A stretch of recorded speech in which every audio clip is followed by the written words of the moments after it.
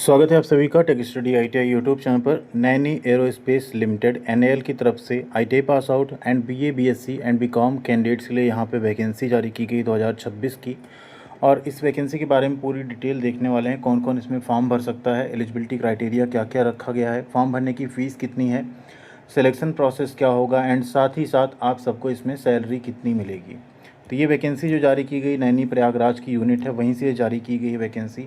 तो सबसे पहले यहाँ पे पूरा नोटिफिकेशन डाउनलोड करके हम लोग रीड करते हैं। उसके बाद आपको इसका फॉर्म भरना, अगर एलिजिबल है आप फॉर्म भरने के लिए, कमेंट सेक्शन में एक बार यस करके लिख लीजिएगा। आपको हम step by step online form भरने का वीडियो भी प्रोवाइड कर देंगे, जिससे आप लोग आसानी से अपने मोबाइल फ़ोन से इसका फॉर्म फिलअप कर पाएंगे। तो वीडियो को प्लीज़ लाइक एंड चैनल को सब्सक्राइब जरूर कीजिएगा। कमेंट सेक्शन में आपको 3 टोटल लिंक मिल जाएंगी, जिसमें एक लिंक है हमारे take study ITI Telegram channel की, दूसरी व्हाट्सअप चैनल की और तीसरे हमारे एप्लीकेशन के, जो आप प्ले स्टोर से डाउनलोड कर सकते हैं। व्हाट्सअप पे आप लोग जरूर जुड़िएगा, वहाँ सभी तरह की ज़रूरी अपडेट इन्फॉर्मेशन आपके साथ हम शेयर करते रहते हैं। और टेलीग्राम पे अगर आप जुड़ जाएंगे तो वहाँ पे भी इन्फॉर्मेशन अपडेट के साथ साथ नोटिफिकेशन के पीडीएफ भी आपको मिल जाया करेंगे, फॉर्म अप्लाई करने की लिंक भी मिल जाएगी, तो ज़रूर जुड़िएगा। साथ में एप्लीकेशन पे आपको अलग अलग टेस्ट सीरीज और कोर्सेज मिल जाएंगे, जिनसे आप अपनी गवर्नमेंट जॉब की बेहतरीन तैयारी कर सकते हैं, तो उसे भी आप लोग ज़रूर डाउनलोड कीजिएगा। ये vacancy fix term employment basis पे है, मतलब FTE की वैकेंसी है, जो कि टोटल यहाँ पे कॉन्ट्रैक्ट बेस पे रहेगी 4 साल के लिए। ठीक है, अब यहाँ बनता क्या क्या है, तो इस कंपनी में मेनली एयरक्राफ्ट, हेलीकॉप्टर, लूम जो वायर हार्नेसेस होती हैं, stub wings, LCA structure, helicopters and drone के, ये सब कुछ यहाँ पे बनाए जाते हैं। DGCA अप्रूवल है यहाँ पे रिमोट पायलट ट्रेनिंग के लिए भी। ठीक है, तो यहाँ पे 4 इयर्स के लिए बढ़ाई वैकेंसी जो है नॉन एग्जीक्यूटिव कैडर में जारी की गई है, और टेन्योर जो है ऑटोमेटिकली 4 इयर्स पे एंड हो जाएगा बिना किसी फर्दर नोटिस के। बाकी आपको बाद में अगर इसमें वैकेंसी आती है तो आपका 4 इयर्स का जो एक्सपीरियंस है उसके बेसिस पे कई बार आपको फिर से रिन्यू करके रख लिया जाता है अगले 4 सालों या 5 सालों के लिए। तो यहाँ पे अब वैकेंसी देखते हैं कौन कौन सी है। तो सबसे पहले अगर आप देखें तो ऑपरेटर की पोस्ट है, SS इलेक्ट्रॉनिक्स मैकेनिक ट्रेड में है, FTE बेसिस, टोटल पोस्ट है 8।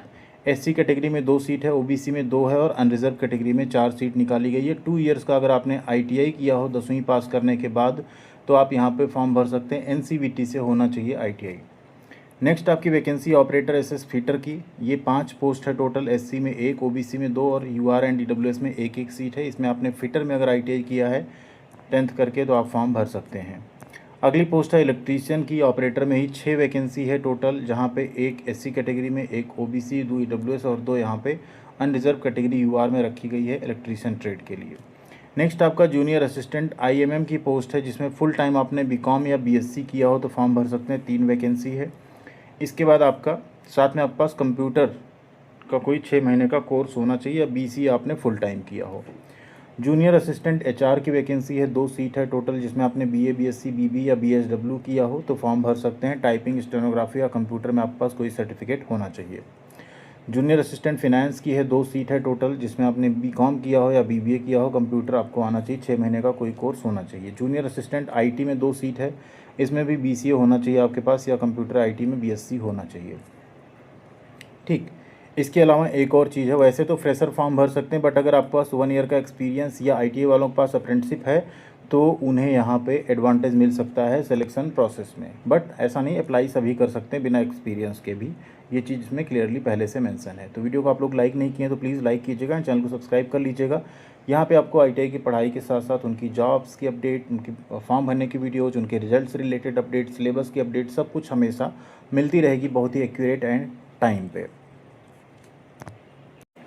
एज लिमिट क्या रखी गई है, फॉर्म तो ऑल इंडिया कैंडिडेट्स भर सकते हैं। एज लिमिट यहाँ पे 18 साल से लेकर 28 साल तक रखी गई है, जिसमें कट ऑफ डेट आपकी है 31 मई 2026 UR कैटेगरी और EWS के लिए। SC ST में 5 साल, OBC में 3 साल की आपको छूट इसमें मिल जाएगी।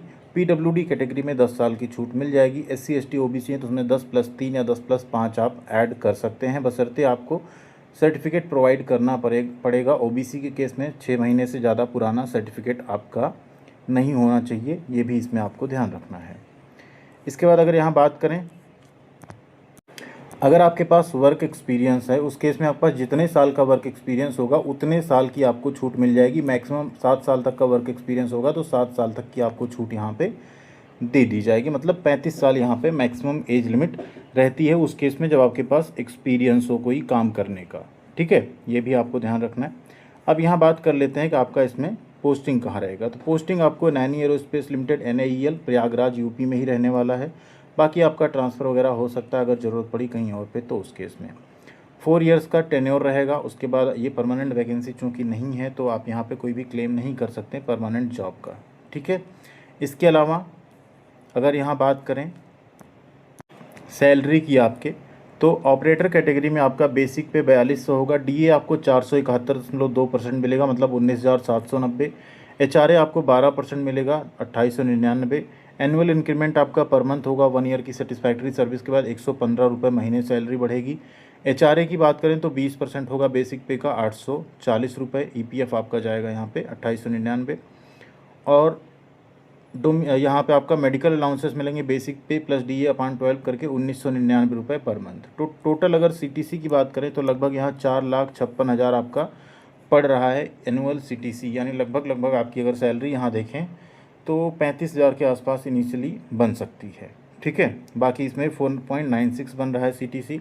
इसके अलावा आपको casual leave, earn leave, company uniform, stitching charges, shoes allowances, meal allowance, conveyance allowance, gratuity and सारे बेनिफिट्स भी दिए जाएंगे। मतलब ये सब कुछ भी एडिशनल मिलेगा सैलरी के अलावा, ठीक है। तो ये काफ़ी अच्छा है, आपकी लगभग सैलरी जो होगी वो सेव हो जाएगी पूरी, क्योंकि अदर अलाउंसेस में भी आपका खर्चा अच्छा चल जाएगा।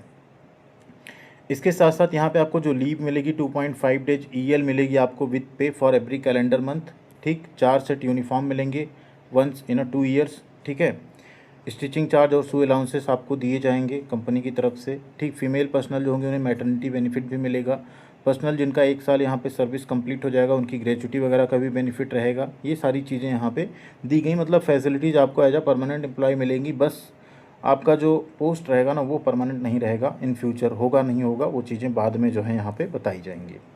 सिलेक्शन प्रोसेस आपका ऑनलाइन फॉर्म अप्लाई करना है सबसे पहले, उसके बाद आपका यहाँ पे जो सिलेक्शन होगा क्वालिफाइंग परसेंटेज अगर यहाँ देखें तो UR OBC WS के लिए आपके क्वालिफ़िकेशन जो एग्जामिनेशन उसमें 60% होना चाहिए कम से कम, और SC ST PWD में 50% होना चाहिए।